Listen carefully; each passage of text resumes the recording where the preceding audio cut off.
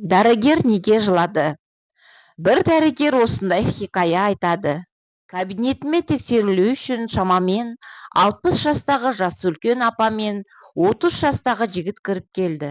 Жігіттің кемпірге болған өте жылы қарым-қатынасы мен назарымды тартты.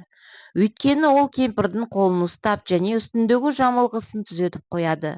Қолымен тамақ пен су берді. Кемпірдің жағдайын сұрап, қажетті қағаздарын алып келуді айтқанымнан соң, жігіттің кемпірдің сана сезімі туралы сұрадым. Себебі кемпірдің әрекеттері берген жауаптары біртүрлі еді. Еркек былай деп жауап берді. Ол туғаннан бері осылай, сана сезімі жетілмей қалып қойған.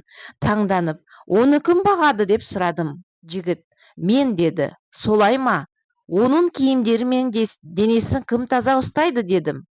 Оны моншаға мен алып кіріп, киімдерін іліп қоямын. Сосын шомылып болғанша күтіп тұрамын. Кір киімдерін жуып беремін және қалаған киімдерін сатып беремін деп жауап берді жігіт.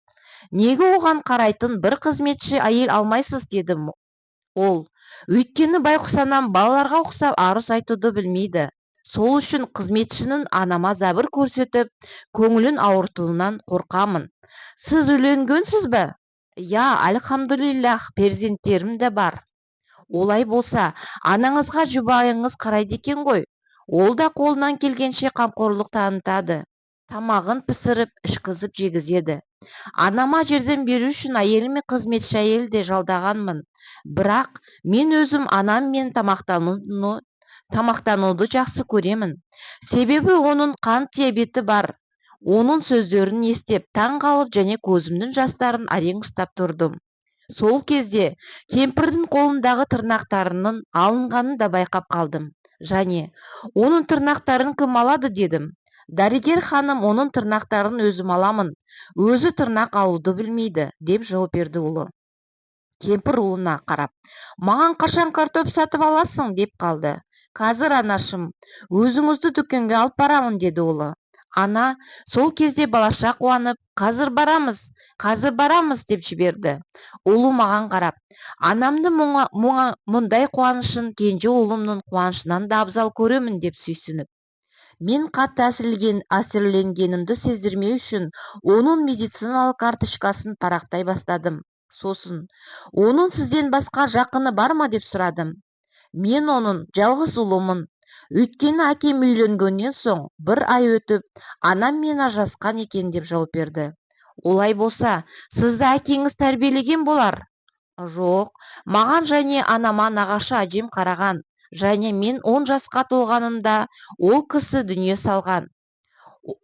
Алла оны рахымына алсын. Сіз ауырған кездеріңізде анаңыз қараған ба?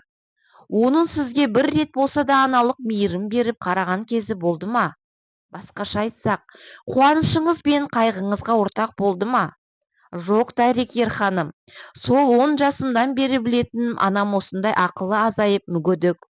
Сол кезден бастап мен оның қолы мен аяғы болдым. Басына бірер пәлекет келмесін деп қорқамын. Мен ары қарай оларға дәрілер тізімін жазып, қалай қолданатындарын түсіндірдім. Ұлы анасының қолынан ұстады да, міне енді дүкенге барамыз деді кемпір. Меккеге барамаймыз ба деді, таңдандым және. Оны Меккеге қалай алып барасыз дедім. Ұшақпен деді. Расымен алып барасыз ба? Әрине, анаңыз умра жасамаса да болады ғой. Неге оны умраға алып барып өзіңізді қинайсыз? Құрметті көрермендер, өздеріңіз көріп жатқандай каналымыздың 80%-ін каналымызға тіркелмей көреді екен. Қазақ тілінің контентіне өз үлестеріңізді қосып, каналымызға тіркеліп, осындай әңгіме тыңдайтын достарыңызға жіберіңіз. Көп рахмет. Бәлкім, умраға алып барсам анам сүйінер. Бұл мен үшін әлемдердің раббысы болған Алланың құзырында жалғыз қылған умрамнан сауаптырақ болмақ. Олар кабинетімнен шығып кетті. Есікті жаптым да, медбикеге алдыма ешкімді кіргізбеуін ескерттім. Ішімнен келген көз жасын тыя алмадым. Өзім былай деп сыбырладым. Бұл кемпір ұлына жүкті болып туғаннан басқа аналық қызметін де қылмапты.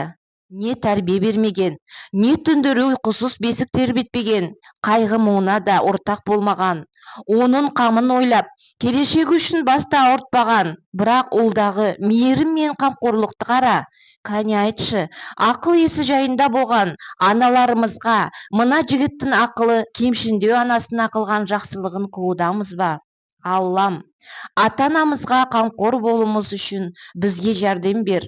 Олар бізге сәби күнімізде қалай қамқор болған болса, сен де оларға қамқор бол. Ата-анаңыз бен бауырларыңызға жанашыр болыңыздар, достар.